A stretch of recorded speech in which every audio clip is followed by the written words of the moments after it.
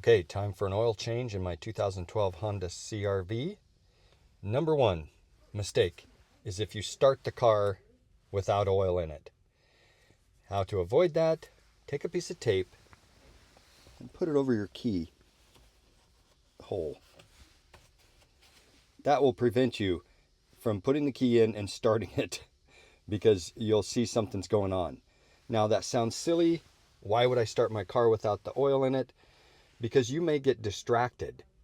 You know, halfway through the job, the phone rings, the baby needs diaper changed. Who knows what goes on halfway through your job?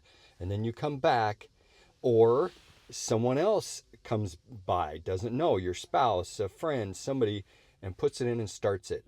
This way, you are going to be the one to take this off. If anybody else or someone comes by, they're going to be like, oh, wait, what's this? What's this? Okay? Number one super trip. Super simple. Now, as far as grade oil, it says right on the cap to use 0W20. I, however, am going to use 5W20. And that's because this vehicle has over 100,000 miles. And so I want a little bit thicker oil.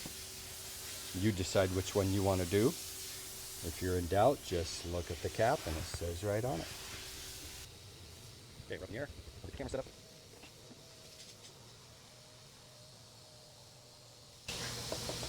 Got to remove that. So that.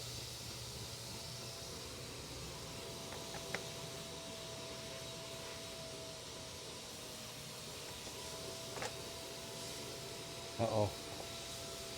I'm missing one.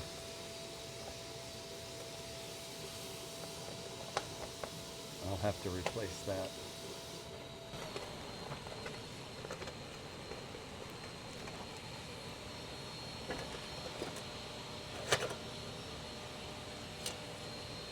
That's it. Slides back. Next is your oil pan. I prefer the kind with this on it, so I can dump it out easy.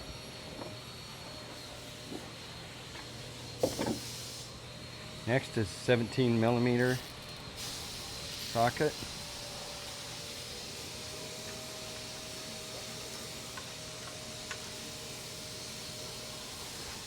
That's too tight. So yeah, you can see that plug was way too tight. The last time I had the oil changed was by one of those quick-lube places, and they obviously mashed it down way too tight. That's dangerous because that can easily strip that the aluminum threads on that pan. So this is the discussion about the crush washer. I replace mine every other time because Honda says to replace them every time. Every other time is fine, but you don't want to go longer than that because that's probably what happened with that plug on mine. You know, the washer is meant to crush, as it says, to create a great seal, but when you take it back off, it doesn't spring back into shape. So each time you crush it down, it mashes thinner and thinner and thinner and requires more and more torque to seal properly. So that's probably what happened on mine. So I'm replacing it. You can see how difficult it is to get the old one off sometimes. Another danger of reusing them too much is that they get thinner and thinner and then they'll split. You know, that thin aluminum or sometimes copper will split, and not always right when you're torquing it. Sometimes down the road, leaving you with a catastrophic oil leak. So replace it every other time. So the proper torque on your drain plug is to turn it by hand until it makes contact, and then put your wrench on there and turn it 1/8 of a turn. You can see me measuring it there just by eye. That gives you the exact torque that you need, especially if your crush washer is only 1 or 2 uses old. You don't need more. Don't run the risk of stripping that. And then to remove the filter, try to remove it by hand first. You don't need a wrench all the time. I've got one here, and it was a pain in the rear to try to get it up there, the clearances with the handle and all that, when I could just take it out by hand. Just grip it with 2 hands and it'll come loose. A lot of times it does. The other thing is when you do get a wrench on there, make sure you're turning it the correct way to loosen it. So many people turn it the wrong way and tighten it by mistake, and that's because usually, you're laying on your back in the driveway over your head, removing it.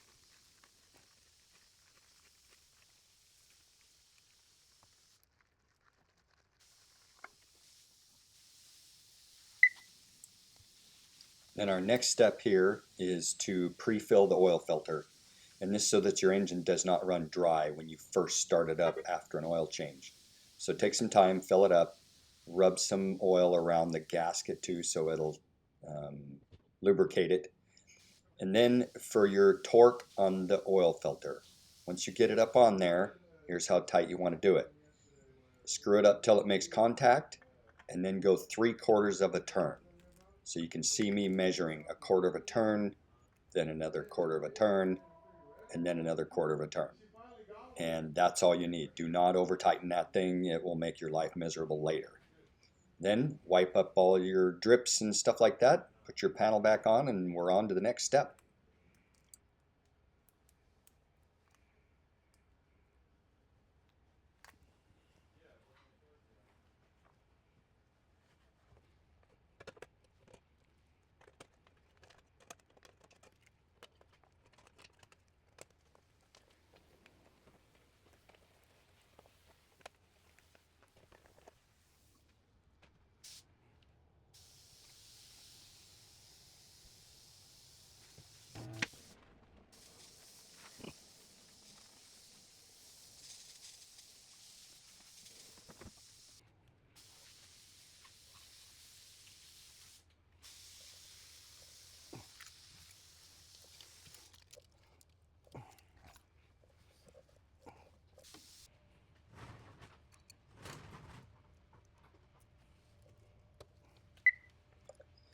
So another catastrophic mistake you could make is taking your oil cap off and forgetting to put it back on. So to avoid that, take your keys and put the cap back on top of it. That way you cannot start the car without the cap. This is a huge deal, and I'm going to show you a video of why that's a huge deal, because I fix problems like this all the time. Nothing there. Forgot to put the oil cap back on. Instead, I set it up there to change the oil and forgot. Now we have oil all over this engine.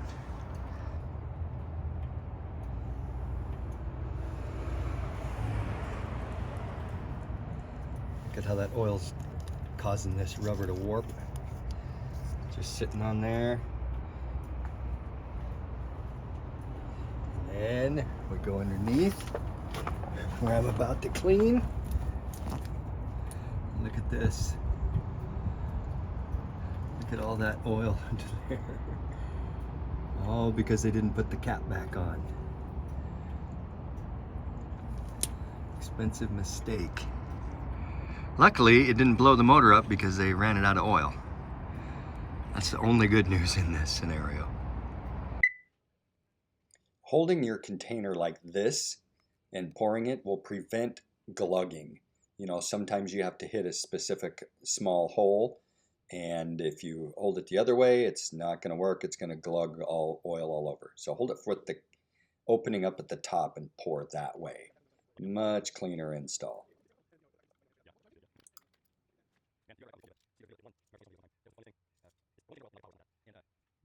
Okay, now it's time to reset your service light so it quits bugging you. Here's how you do that. Take your key, take your tape off because you put oil in it, right? You put oil in it. Don't take this off till you do. Do not start it. Just put this in and turn it on like this. Okay. And then you're gonna say, see the flash in there, service, whatever. And then you're gonna push and hold this for 10 seconds. Your odometer trip reset thing. Hold it for 10 seconds. Once it starts flashing, you can push it again. See how it scrolls through your different things. When it gets to this, now push and hold it again for 5 seconds. Boom. Okay, you're reset. So the procedure, turn the key on, push and hold the odometer button for 10 seconds until it starts flashing. Release, push it again and hold it for 5 seconds. And then you got oil life 100%. Then you can start the car.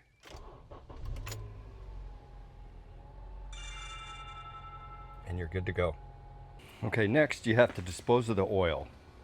Now the smart thing would be to just reuse these jugs and fill them up. Where I live though, to recycle, they will not accept these. You must use something clear. So I have to use these. But anyway, so yeah, recycle your oil. Get your funnel in here. This is where having this super handy filler port thing. So you can go like this. Now here's the thing. You'll want to pour very slowly, because if it glugs from you pouring too fast, it'll glug oil right back at you. And since I don't have someone here to help me, here we go. Pick that up right there so that the oil goes down in the funnel, but there's room for air to come back out without glugging. Okay.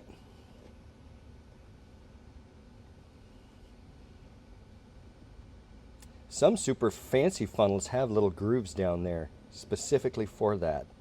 This is not a super fancy funnel. Okay. Now, ready for recycling.